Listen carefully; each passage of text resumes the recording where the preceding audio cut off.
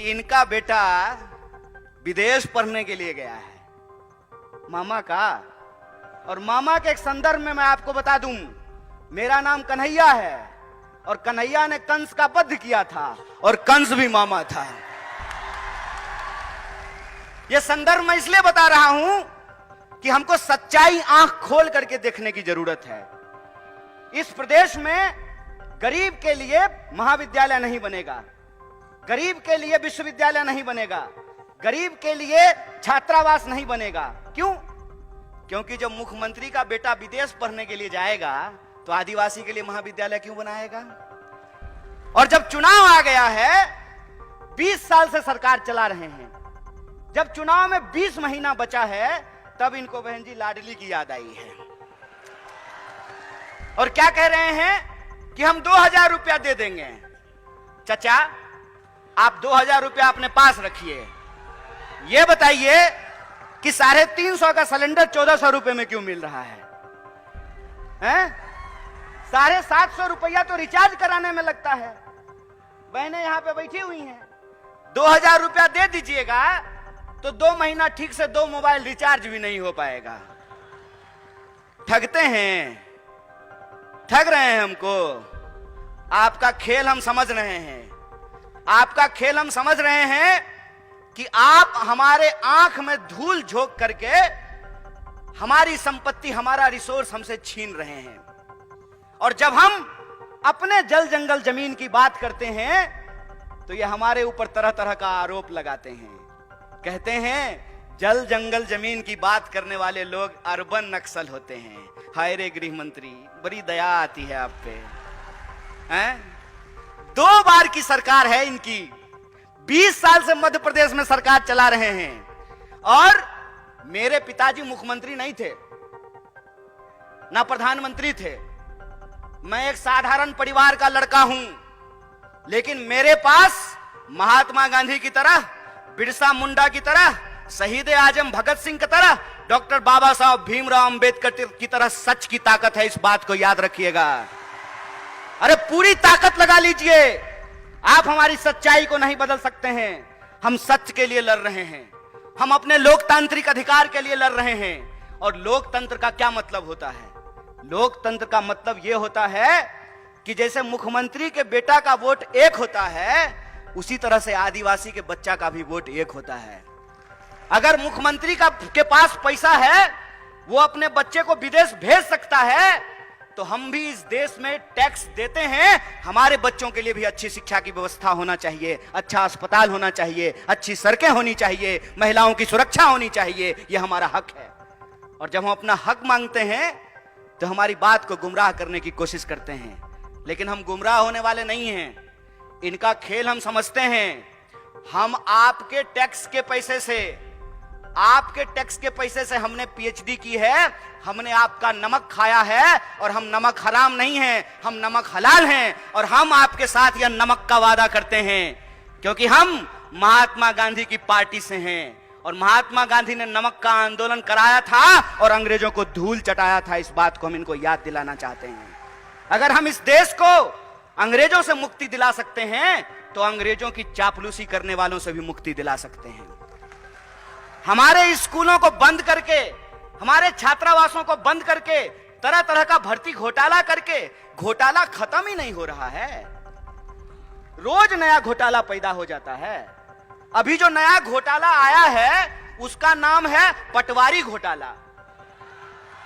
और मैं वीडियो देख रहा था, वीडियो में जो पटवारी घोटाला नहीं, पटवारी परीक्षा की जो टॉपर है, उसको पूछा कि मध्य प्रदेश का राजधानी कहां है, तो बोली दिल्ली। हम बोले बिल्कुल ठीक बात है।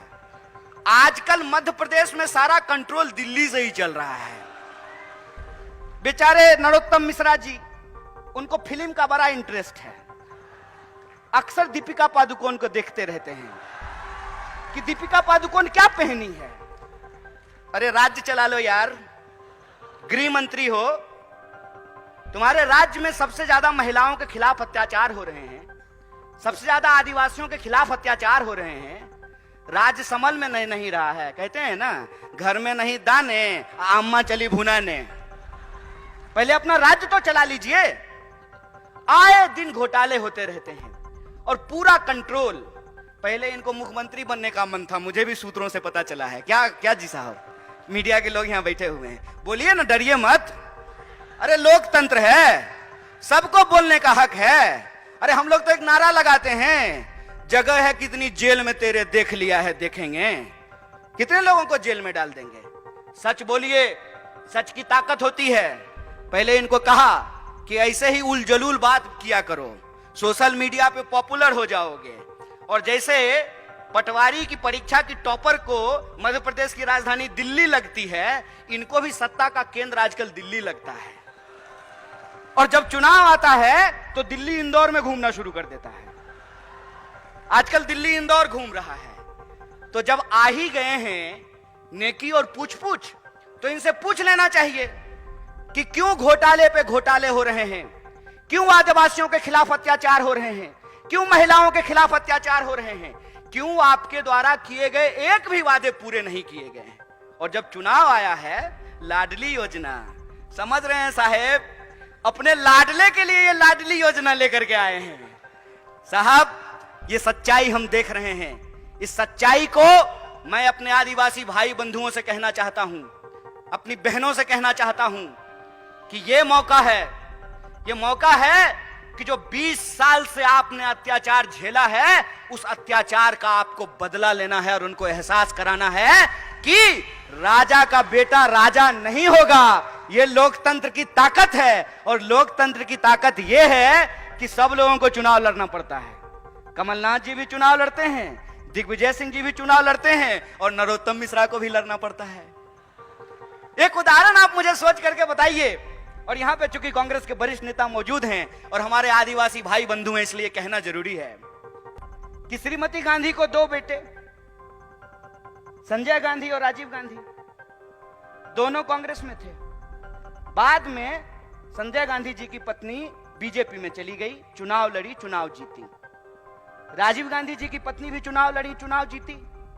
तो बीजेपी में लोकतंत्र कैसे है और कांग्रेस में राजतंत्र कैसे है?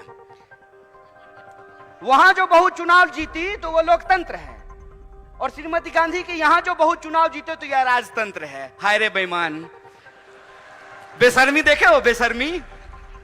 अरे वे कांग्रेस पार्टी ही है जिस पार्टी ने इस देश में जमहूरियत को स्थापित किया है। और यह जमहूरियत की ताकत है कि राहुल गांधी जब अमेठी से चुनाव जीतते हैं तो इनके नजर में वो राजतंत्र है। और वो मैडम जो है, सास जो कभी बहू थी, है ना, वो जब अमेठी से चुनाव लड़ी है तो लोकतंत्र है। हाय रे चोरी। मैं तो यही कहता हूं कि अगर इस देश में पंडित जवाहरलाल नेहरू नहीं होते ना, तो नरेंद्र मोदी भी देश के प्रधानमंत्री नहीं हो पाते। अगर इस देश में गांधी नहीं होते, इस देश में अगर भगत सिंह नहीं होते, इस देश में अगर बिरसा मुंडा नहीं होते, इस देश में अगर डॉक्टर बाबा साहब भीमराव अंबेडकर नहीं होते, तो एक आंगनबाड़ी का बेटा खड़ा होकर के 2-2 मुख्यमंत्री के सामने भाषण नहीं दे रहा होता।